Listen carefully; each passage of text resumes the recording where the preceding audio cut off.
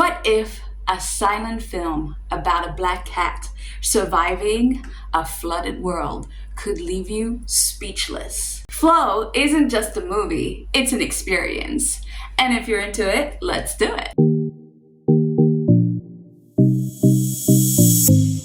Hi, my name is Yuna and I talk about movies, series, documentaries, and everything in between. And today we're talking about a Latvian film called Flow, or Strom in Latvian. Strom? I'm not sure I'm saying that right. This beautiful movie was directed and straight from the mind of Gins Silbadonis and was also written by him and Matis Kaza. It's a stunning, let me see this again, stunning piece of work that explores runes in a world consumed by water. And again, this movie has no dialogue. The story is just told to you through beautiful visuals and the characters' expressive actions, which are so cute.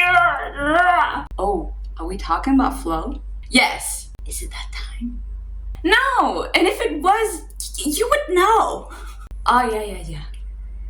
Yeah, you're right. We're talking about the movie Flow. So, Flow premiered at the Festival of Cannes in May 22nd of this year. It was first released in France and then later on released for us, I believe, in October 30 or 31st, which is Halloween. This is not a Halloween movie, by the way. It was praised for its artistry and emotional impact ever since. And it actually won Best Animated Film Award of 2024. Also, it has a 98% on Rotten Tomatoes. So this is good stuff, okay? This is good stuff. Not only me saying it, but the world is saying it.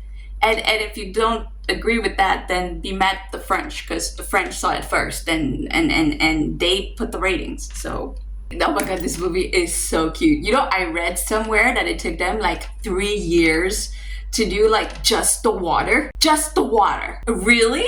3 years? Oh my god, no wonder it actually won the best animated film. I mean, that makes sense. Yeah, so before I do a little bit of the story, let's dive into the characters of this movie, which are my favorite part. They are so freaking cute. They are so cute.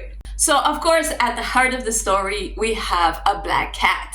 She is not named. We also don't know if she's a she or a he. I think she's a she.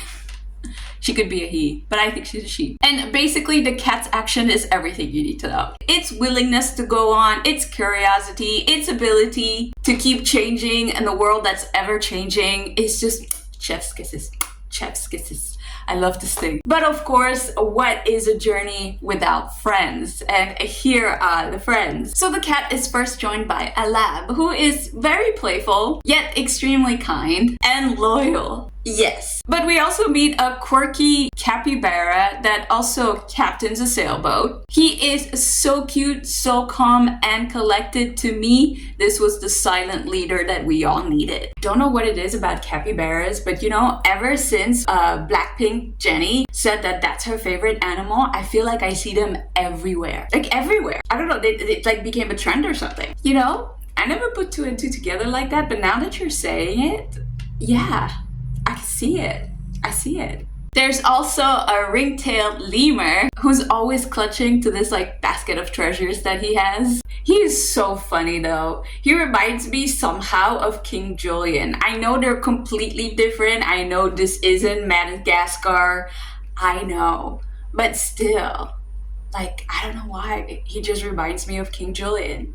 I know, all he was missing was more. And of course, there is a secretary bird, whose story of redemption is actually one of the highlights of the film. I really like this character. I think it's one of my favorite characters. But what is a secretary bird? I didn't even know it was a secretary bird until you said it. I thought they were phoenixes or something. I actually thought the same thing, so I googled it, and here it is. The secretary bird, or Sagittarius serpentarius, is a large bird of prey that is endemic to Africa. It's mostly terrestrial, spending most of its time on the ground, and it's usually found in an open grassland and savanna of the sub-Saharan region. And this is what it looks like. Oh wow! Yeah, that is exactly what it looks like. Wow, amazing, right? Yeah. Now, there's a character in this movie that we don't really see often, but yet is an extremely important character. Are you talking about my favorite gentle giant, the whale? Yes, the whale. Although it is not a major character in this film, it is one that has a pivotal role. It acts both as a savior but also a symbol of fragility in the balance of nature. Like I said before, all these characters are so cute and you will be able to relate to them even though they're not talking. The things they go through, their action, their reactions are all too familiar to us. Honestly, you will find yourself in these animals. You will. I know it's surprising, but you will. So let's dive into the story just a little bit. I won't give you any spoilers. Well, I'll give you some spoilers, but not all of the spoilers, okay? Our story kicks off with a black cat wandering, as a black cat does. It's just minding its own business, and then chaos arrives. A bunch of dogs fighting over a fish. And in true cat fashion, it steals the fish and runs. Honestly, goals, right? And then bam, a massive tidal wave happened. Think like huge tsunami. The cats and some dogs managed to survive this by going to higher ground. So while this happened, the cat goes back to its abandoned house where he sleeps. And this house is a little bit eerie. It has drawing and statues of cats. And for some weird reason, it looks exactly like the black cat. Now, I don't know if this house was owned by some sort of artist that really love cats in general or really love that cat. It's hard to say, but it's really weird. Why do you think it's weird? It's cool. Because I can't help but wonder who lived in that house. Like, who made all the cats drawing and the cat statues? Especially the huge one that's like as tall as a building. How did they manage to do that? Don't you think that's weird? Or like eerie? You know what? I bet you this was a woman that got so hurt by the world that she went and secluded herself and just started drawing and making cats. That's what I think.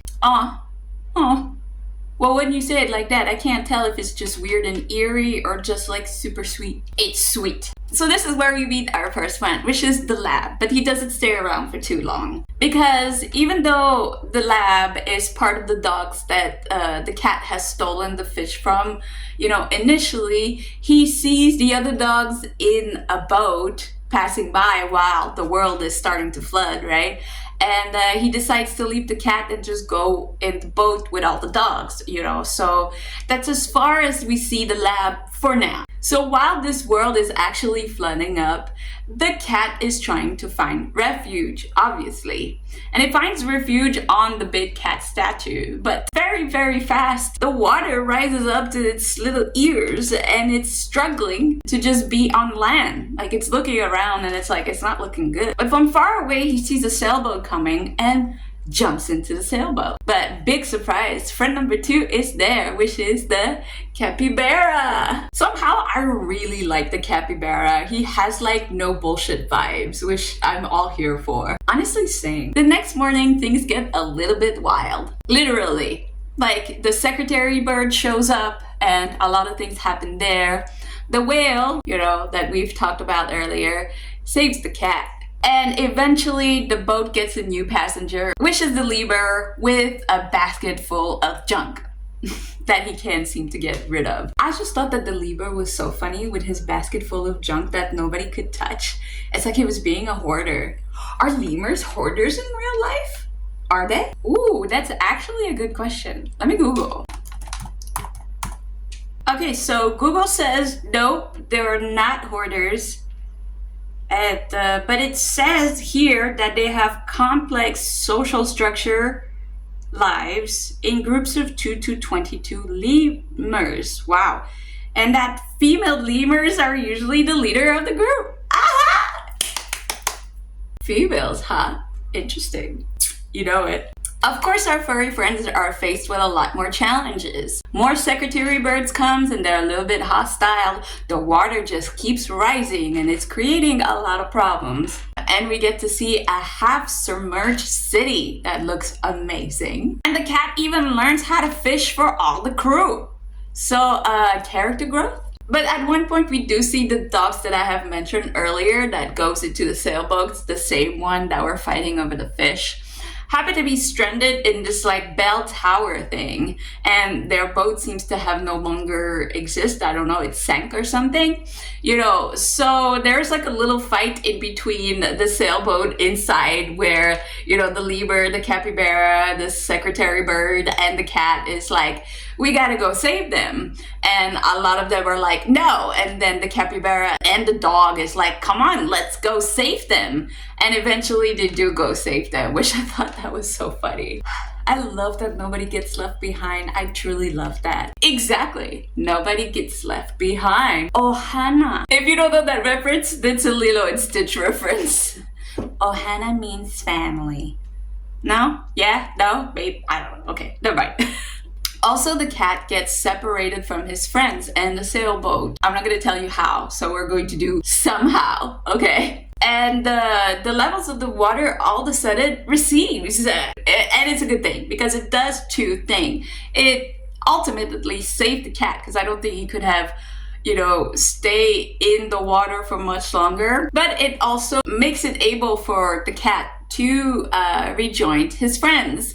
Unfortunately, the sailboat, while the water was receding, gets stuck in a tree, and they all have to get together to save the last member that is in the boat, which is the capybara. And I really thought they were going to leave him behind, but they really don't. And they try their hardest and they do save him, showing that friendship and loyalty is the real family, which is such a cute message because it is so true, folks. You're born with a certain family, but it doesn't mean that you have to choose them, really. And if the people that have been there for you, that they have been loyal, that helped you, you can choose them to be your family. You can. And this is where I'm going to leave the story. I promise I did not spoil that much. You will still see most of the surprising things that happen in the movie, and you might actually shed a tear or two, because I know I did. I know, me too. Okay, but again, we're the same person.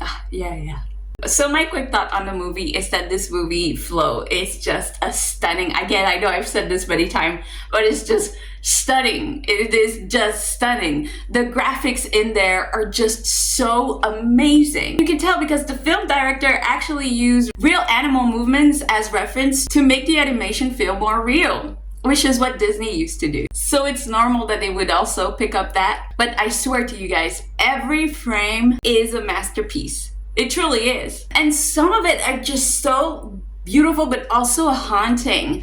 Again, we have no idea where this world is. We don't know if this is something that happened on Earth, if it's something that happened, I mean, I guess it would be Earth, you know, but we just don't know. We see structures of many things, and I think the director has probably inspired himself from different culture, because if you see the sailboat that they're in, it's more of a, I would say, an Asian inspired sailboat, I would think. But then if you go into the ruins of the villages or the cities that you see, they feel very Romanesque, you know, but then they could also be Mayan if you look at it closely, some of them.